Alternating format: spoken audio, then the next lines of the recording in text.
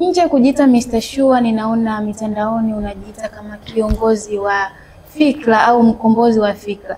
Hizo fikra unazitoa wapi? Fikra ni elimu ya kukufikirisha ufike pale unapohitaji kufika. Neno fikra ama mimi kujiita mkombozi wa fikra, maana yake ninatengeneza nafasi ya kukufikirisha utoke kwenye maarifa ya chini uende kwenye maarifa ya juu. Hayo maarifa unayatoa wapi? Kila binadamu ameumbwa kuwa na maarifa. Kila mtu ametengenezewa nguvu ya ufahamu.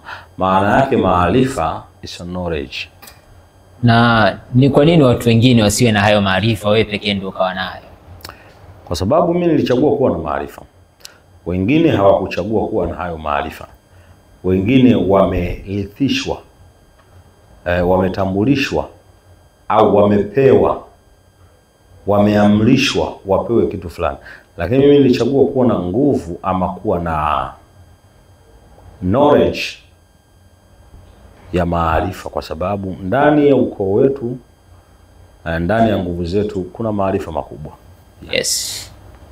Mr. Sure, wewe ni mtu ambaye nimeona katika kukufuatilia kwangu, nimeona ni mtu sana ambaye unapinga kwenye masuala ya imani za dini. Yaani wewe ni mtu ambaye uamini kwenye masuala ya Yesu wala uamini masuala ya mtume. Wewe unaamini nini?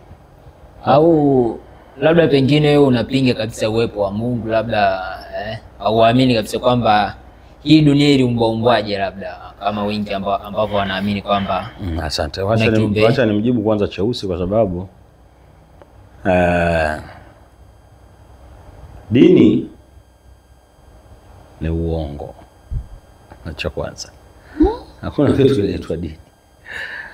Kwa hiyo hizi ambazo tuko nazo, kwa sababu tuna Wakristo, tuna Waislamu, hizi ni dini yetu. Yaani hizi dini zimetokana na nini unavyosema dini ni uongo? Binti Cheusi, dini ni namna ya watu au namna ya kikundi au namna ya jamii fulani ambayo inaunganisha kutengeneza taratibu na sheria zao.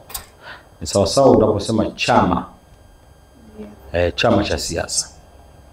Chama cha siasa is look like a dini. Kwa hiyo ukiniambia dini, nitasema dini ni uongo wa kumuona Mungu. Si kweli kwamba ukiwa na dini ndio unakuwa na Mungu. Ndio maana nasema dini ni uongo wa kumuona Mungu. Lakini kama watu wanaamua kuwa na dini, sio kwamba ndio imani ya kumuona Mungu.